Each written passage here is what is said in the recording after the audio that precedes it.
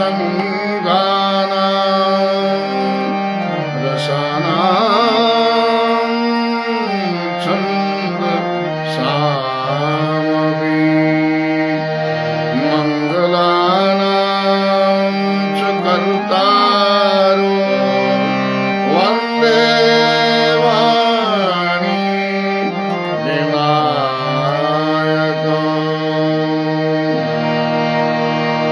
मनोजवं मारुततुल्यवेगं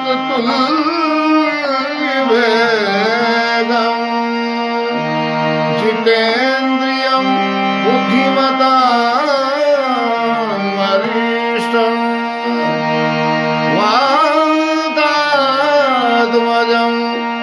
वानरयूथमुख्यं श्रीरामदूतं शरणं प्रपद्ये श्रीरामदूतं शरणं प्रपद्ये। जय सीताराम। सुंदरकांड में कल त्रिजटा नाम की जो राक्षसी थी, रामचरण में उसका बड़ा प्रेम है, वो सपना सुनाती है सभी को, और उसके सपने को देखकर सुनकर सभी जो निशाचरियां सीता जी को त्रास दे रही थी, दुख दे रही थी, वो डर जाती हैं और फिर अपने अपने घर को चले जाती हैं। त्रिजटा वहीं पर रहती है। त्रिजटा से सीता जी कहती हैं फिर अपना दुख, त्रिजटा को अपनी प्रिय दासी समझती हैं, क्योंकि त्रिजटा राम जी के चरणों में प्रेम करती है। इसलिए सीता जी त्रिजटा से फिर कहते हैं,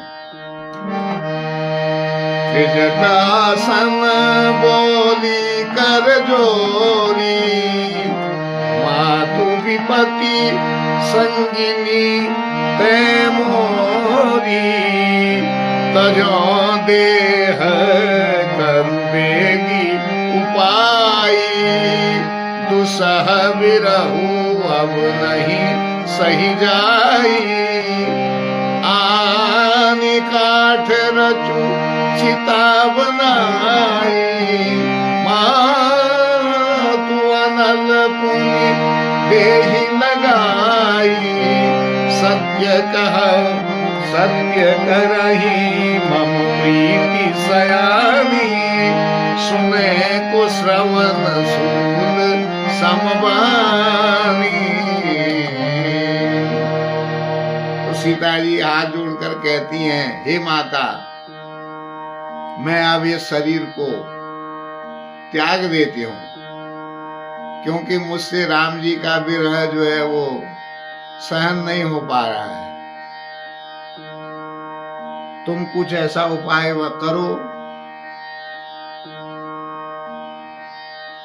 कि चिता बनाओ लकड़ियों की और उसमें आग लगा दो, ताकि मैं अपने शरीर को उसमें समाप्त कर सकूं, क्योंकि ये रावण के जो कांटों के समान शब्द हैं, ये मैं अब नहीं सुन सकती हूँ।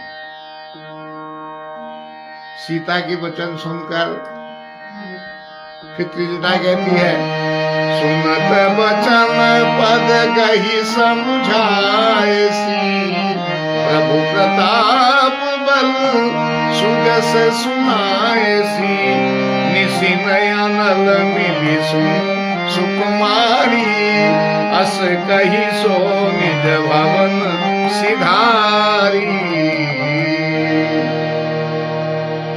त्रिजटा सीता जी के चरण पकड़कर कहती है कि ऐसा मत कहो। राम जी का यशगान सुनाती है राम जी के बारे में कि राम जी सब ठीक करेंगे, तुम ऐसा अपने मन में विचार मत करो। और इस रात के समय में अग्नि कहाँ मिलेगी, इस प्रकार कहती है, समझाती है, राम जी का सुयश गान करती है, सीता जी को ढाढ़स बधाती है और उसके बाद अपने घर को चली जाती है, भवन में अपने महल को चली जाती है। तो सीता जी फिर अपने मन ही मन कहती हैं, कह सीता विधि भा प्रतिकूला, मिली ही न पावक मिटी ही न सूला, देखियत प्रगट गगन अंगारा, अवनिन आवत एक उतारा, पावक मय शशि स्रवतन आगी, मानहु मोहि जानि हथ भागी, सुनहि विनय मम विटप अशोका, सत्य नाम करु हरु मम शोका। सीता जी मन ही मन कहती हैं, क्या करूं, विधाता ही विपरीत दिशा में चल रहा है।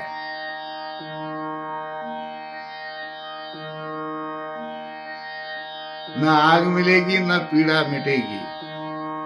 आकाश में अंगारे प्रकट दिखाई दे रहे हैं, पर पृथ्वी पर एक भी तारा नहीं आ रहा है।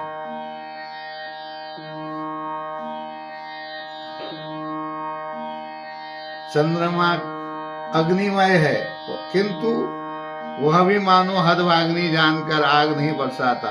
हे अशोक, अशोक वृक्ष से कह रही है, हे अशोक, तुम्हारा नाम शोक हरने वाला है, तुम भी मेरे शोक को नहीं हर दे रहे हो। इस प्रकार अशोक से, अशोक वृक्ष से विनती कर रही हैं सीता जी। सुनहि विनय मम विटप अशोका, सत्य नाम करु हरु मम शोका। नूतन किसलय अनल समाना, देहि अग्नि जनि करई निदाना, देखी परम विरहा कुल सीता, शोषण कपिहि कलप समबीता।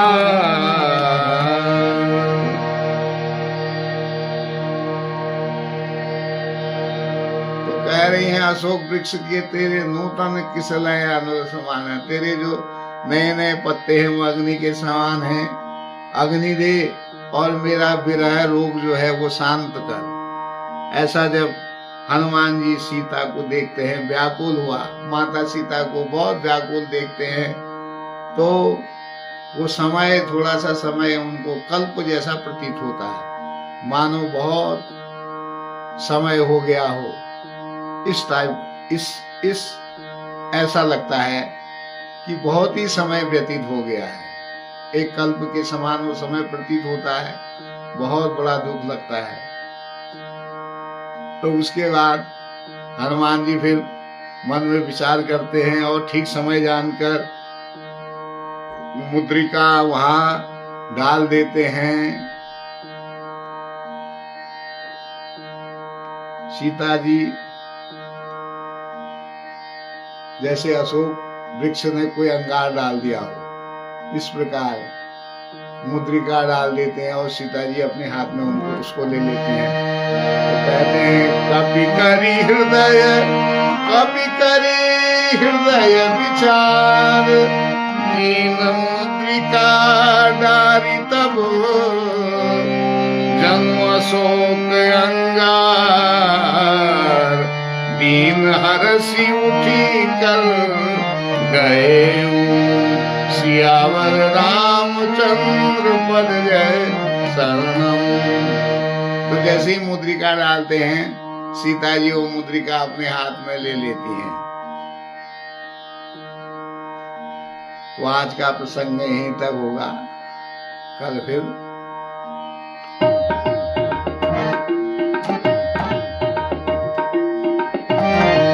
सुमेरी पवन सुत पावन नाम, अपने बस करी राधे राम। त्रिजटासन बोली कर जोरी, मातुरी पति संगी में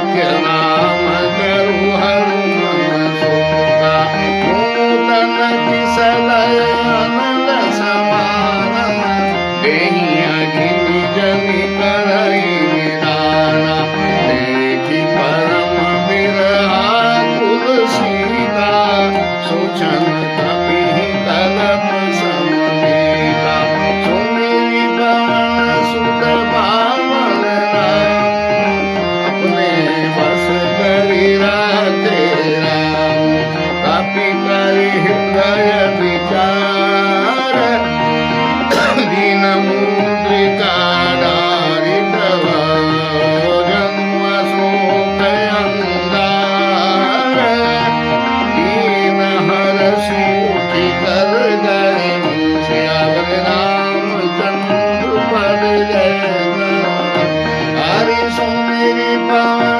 सुत पावन नाम अपने बस करि राखे राम। तो जय सीताराम। आनंद लेते रहिए। हनुमान जी ने मुद्रिका डाल दी है, कल इससे आगे का प्रसंग होगा। जय सीता।